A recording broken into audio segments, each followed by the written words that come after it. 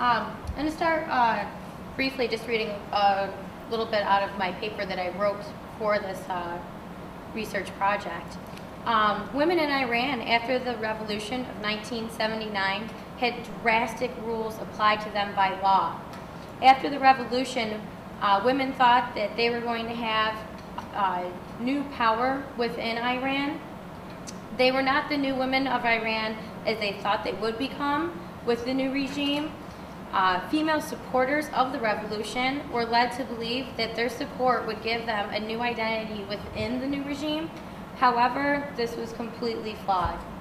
A year and a half after the revolution of 1979, all sorts of different laws were put into place through the government control, and they really oppressed the gender roles of the woman.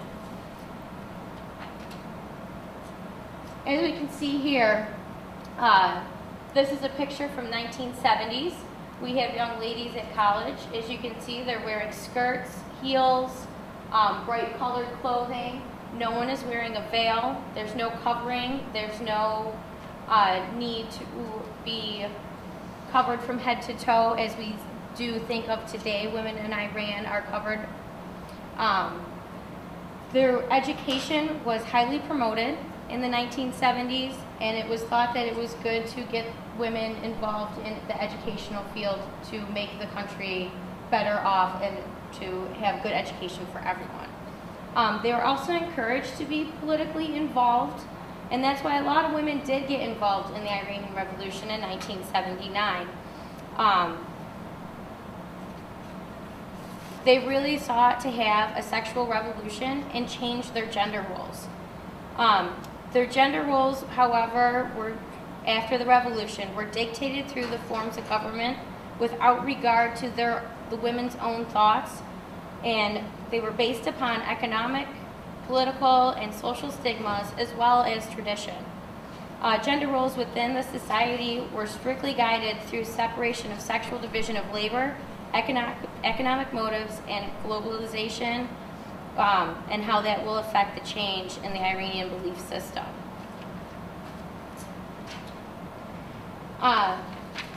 The Iranian Revolution, women were out on the streets. As you can see in this picture here, they're holding rallies, just women themselves. They really wanted to have a new ideal for women within Iran. They wanted to have more of a Western thinking in which women would be able to go out without guardianship, would be able to go to schools, would be able to do things like we do today that we take for granted. You know, we can get in our own car, we can drive to school, and we can choose whatever school we want to go to. This wasn't true for women, and that was part of what they were fighting for during the Iranian Revolution, is to get better quality education for themselves and a better quality of life for themselves. After the revolution, lots of new restrictions were put into place. We have proper Islamic dress, such as like I was talking about with the veiling. We have segregation of women in public spaces.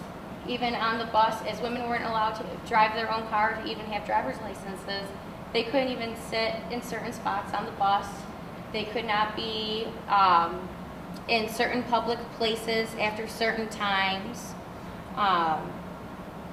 Also, they had limited custody rights with their own children. There was a lot of laws that changed the thoughts on marriage after the revolution of 1979. We have marriage would be allowed at the age of 13. It was all right for husbands to participate in polygamy and have multiple wives, as well as easy divorce from any of their wives, so that even without the woman's consent, a man could just go and say, I want a divorce, and that was it. And the woman would really be left with nothing because she doesn't work outside of the home, she doesn't have her own money, and she doesn't have her own way to get around in life even. Also, new laws prohibited sex between unmarried adults during this time, so it actually did push more females into marriage in this gender system. Also, male guardianship was imposed. Women couldn't even walk on the street without a brother, an uncle, a father, or a neighbor with them. Also during this time, many of the daycare centers were closed to help facilitate these new laws that were going into effect. Without childcare, the women were forced to stay at home and participate in their gender role as the wife and the person that takes care of the home. Also, once they were married, part of their own marriage contract is that they have to have children in order to further the line within the family. They're expected to do the household activities, including cooking, cleaning, and taking care of the children. A lot of women during this time were left kind of by the wayside. They really thought that they were going to have a better life for themselves after the revolution and found themselves in a worse off condition. Originally, the unveiling of Iran happened in 1936. So for them to be subjugated 40 years later, to have to go back to wearing the veils was something that they really did not like. There were some women who were pro-veil though, and thought that the tradition was important in Iran because they believed that it was part of their Muslim belief system that tied in with the governing laws together that made them feel that it was appropriate to be veiled.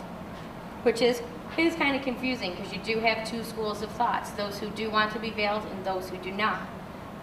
Today though, it is still law that the women have to be covered. The women work at home taking care of their feminine responsibilities, and they do household work, and they are an unpaid labor force within their own family. The male head of the house is the patriarch. He is the one who makes the money. He is the one who decides what happens with the money.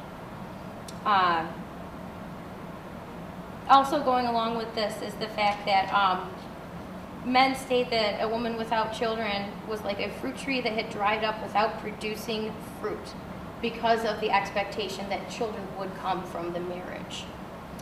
I would also like to mention too that as time has gone on, there has been lots of changes within Iran, especially starting in the 1990s. In the 90s, we do have a shift to Western thinking, much like how we live here in the United States. The family protection law, which brought some of the issues I brought up, such as the closing of the daycares, women not being able to work, and the expectation of children after marriage, that was ratified in 1992. And it also brought about a change in the divorce proceedings as well during this time. A husband could no longer go to court and ask for just a divorce. Excuse me. There was a requirement that now a certificate of non-reconcilable differences would have to be requested by the court before the divorce proceedings could occur. Another large change in the family protection law was that women could now demand to be paid for the past work they've done for their husbands. So, in effect, if a husband said, I want to be divorced, and they went to court and they went through the proceedings, she could actually go after him for financial gain of her own so that she would have money once she left her husband. And that was a huge change for women due to the fact that it was just assumed before that any work done in the house is done as a part of their gender role. So to be paid for it later on and be able to get past money paid was a huge change for them. Women today can request the remuneration in exchange for the years of service they provided at their husband's house if the husband initiates the divorce on unreasonable grounds.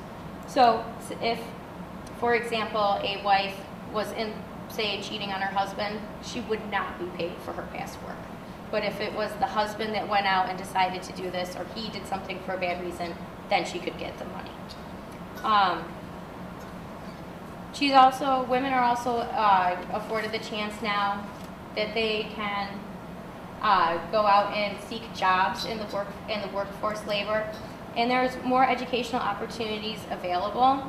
The law does still require segregation, and this was an interesting picture I found, kind of in contrast to the other one earlier that we saw of ladies at college. And now we do have the mixed classroom with the gentlemen sitting in the back and the ladies in the front. And They are still supposed to be segregated, but it's very difficult because resources limit the amount of segregation that can happen. Within a university, say, you can't have a chemistry lab for women and a chemistry lab for men. So a lot of the classes are being mixed with males and females. However, they are kept separate. They wouldn't be commingled within the classroom setting. It would be like this, where the men would be in the back and the women in the front, or vice versa. And also the patriarchal society still exists today, in which the men are most definitely more in control than the women.